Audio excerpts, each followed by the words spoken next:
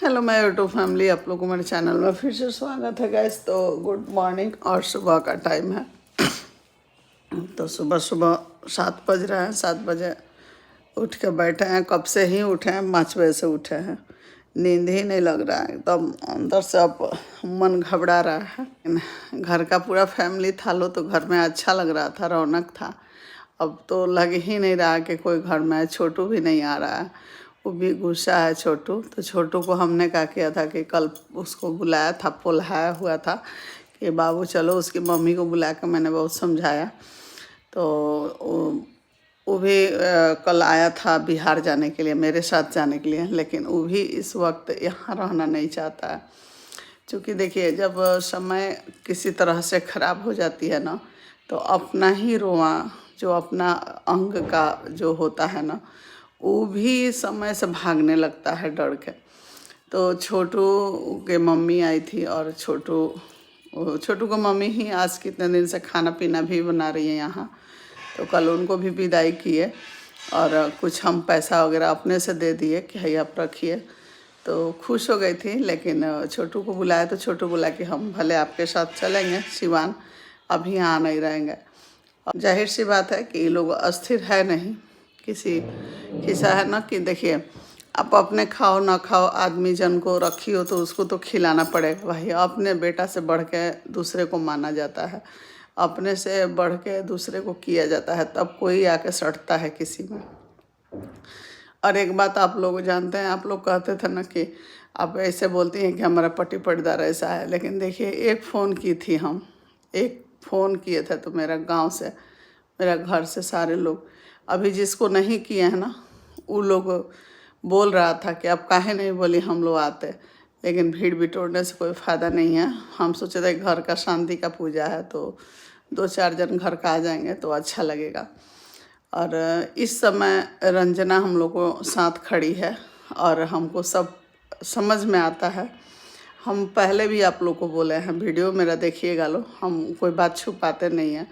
यही भगवान भोलेनाथ या दुर्गा माँ हमको शक्ति दी है कि सच के साथ ही रहना है हमको। झूठ हम नहीं बोलते हैं।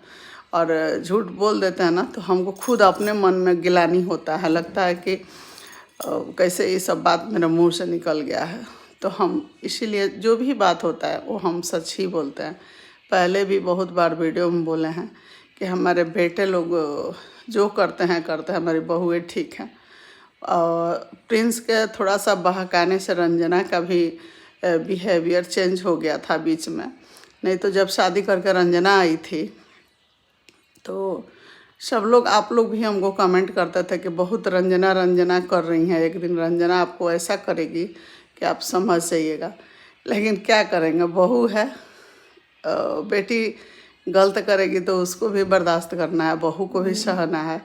लेकिन थोड़े देर गुस्सा रहते हैं हम कि कम से कम इससे उसको समझ में आए कि मेरी सास मुझसे गुस्सा है, कोई गलती किए हैं, इसके वजह से वो गुस्सा है। बस बाकी और कुछ नहीं। चाय पानी और नाश्ता खाना तो एक बहाना है भाई, हमको टाइम से दो। क्योंकि हम इसलिए करते हैं, एक बार और वीडियो में बनाए थे, आप लोग मेरा पिछला ब्लॉग देखिएगा तो समझ में आएगा। हम इसलिए इन लोग को रूटीन से रखते हैं ना कि समय से उठने का आदत रहेगा, समय से सब काम करने का आदत रहेगा। तो ये लोग कहीं भी जंगल में भी रहेगा ना तो वो समय से अपना सब कुछ कर लेगा लोग, जैसे हम करते हैं। तो इसीलिए हम इन लोग को 5 बजे या 6 बजे हम बोलते हैं, 5 बजे की चाय पानी हमको चाहिए, कि चूँकि बहाना बना रहे कि हाँ, कम से कम उसके लिए ये लोग डर से उठे, समय से नहाए धोए, अपना पूजा पाठ करें। तो और कोई बात नहीं है। ऐसे तो हमारे यहाँ काम करने वाली रहती है तो वो लोग आती हैं तो बना के दे देती हैं, कर देती हैं। लेकिन हम ये अपना नियम बना के रखे हैं, किसको किसको ये अच्छा लगा। तो रंजना इस समय बुरा वक्त में खड़ी है हम लोग को साथ, कोई दिक्कत नहीं है। रंजना यहाँ भी आई है तो सब कर रही थी, काम धंधा जो भी था कर रही थी। अच्छा लगा, ऐसे ही होना भी चाहिए, दुख सुख में सबके साथ रहना चाहिए। और कल स्टेशन से हम आ रहे थे ना लौट के, उसका भी शादी का सालगिरह है 4 तारीख को। तो सोचा इतना बड़ा पार्टी तो करेंगे नहीं, चूँकि माहौल अच्छा नहीं है इस समय। तो हम सोचा कि ठीक है देखेंगे, ना होगा तो अच्छा से अपना कर और देंगे। तो बोली कि मम्मी जाइए, आप दीदी के पास जाइए, छोड़ दीजिए, हम चल जाएंगे घर, तो आप घर का चिंता मत कीजिएगा। तो हमको अच्छा लगा कि चलो घर पे, हम यही सोचते भी थे कि ये लोग बाहर में रहता है, रंजना अगर घर में आएगी शादी करके तो हम लोग को साथ रहेगी, दुख सुख बढ़िया जो भी बात होगा हम लोग उससे शेयर करेंगे, वो हमारा करेगी, हम उसको करेंगे। ये लोग तो कभी कभी घर जाते थे, आप लोग देखते भी थे, ये लोग नहीं रहते थे वहाँ, आना रहने का नाम निशान था। तो यही सब बात था कि हम रंजना को, और उसका शादी भी किया ना, तो यही रीज़न था कि हम सोचे कि 4 बहन है तो चलो कम से कम सब घर का काम करती थी रंजना वहाँ, तो देख के हम शादी किए थे। और हम देख के बहुत अच्छा शादी किए हैं हम दोनों। हमारी बहू हैं बहुत अच्छी है, लेकिन हमारे बेटे लोग बहकाते हैं बहू को, और बेटे ही ठीक नहीं है, तो अपना ही सिक्का खोटा है तो हम दूसरे को क्या बोलेंगे। लेकिन फिर भी हम सोचते हैं कि इसको समय रहते हुए सब लोग सुधर जाए, सब लोग अच्छे से रहे। बस यही था। रंजना के साथ हमको कोई भेदभाव नहीं है, जैसे मनीषा को करते हैं वैसे रंजना को भी कपड़ा जो भी हमको लगता है, साड़ी हो या कुछ भी हो, गिफ्ट जो भी देना रहता है, उस सबको हम एक समान करते हैं। हमारी बेटी भले हमसे दूर है लेकिन उसको भी हम करते हैं। तो अभी भगवान हमारे पास दिए हैं और मेरा हाथ पैर सही सलामत है। मेरे बच्चों को कहीं भी ज़रूरत पड़ेगा, बेटी हो चाहे बेटा हो, तो वहाँ हम खड़े हैं। लेकिन सब लोग अच्छे से रहेगा, मेल मिलाप से रहे तो बहुत अच्छा लगेगा। यही है। अभी सचिन के पापा पहुँचे हैं, रात के मथुरा में बैठ गए हैं लोग ट्रेन में, और अब आज पहुँच जाएंगे लोग 4 बजे या 3 बजे के आसपास। तो इतना हमको अच्छा नहीं लग रहा था, लेकिन आज भी नहीं ठीक लग रहा है, सोच रहे कब घर चल जाते हैं। तो चलिए देखते हैं, अब इन लोग को बोलेंगे साथ में जाने के लिए। 4 तारीख को उसका शादी का सालगिरह है, उसमें पहुंचना ज़रूरी है। तो अब आप लोग बने रहिएगा और देखिए। एक और बात है, हम ब्लॉग में भी बोले हैं पहले भी, अभी भी बोल रहे हैं कि भाई सब मैटर शांत हो जाता। हम लोग पूजा पाठ करा लिए, सब शांत ही हो गया था लगभग। फिर बीच में ये रिकॉर्डिंग वगैरह कुछ बातें लिया कर सोशल मीडिया पर फैलाया जा रहा है, तो इससे मनीषा का दिल में बहुत चोट पहुंच रहा है, बहुत उसको दुख हो रहा है। तो ऐसा ना किया जाए कि मनीषा ही कुछ कर बैठे। तो इसीलिए हम कल लौट के भी आ गए। मनीषा इतना मतलब अब उससे नहीं बर्दाश्त हो रहा है। हम भी उस जगह पे रहते ना, चाहे मेरी ही बेटी रहती तो मेरी बेटी कभी बर्दाश्त नहीं करती, कभी नहीं करती। ये जो है ना बिचवलिया, इसको तो इतना ना धोती जाके कि समझ ही जाती हूँ।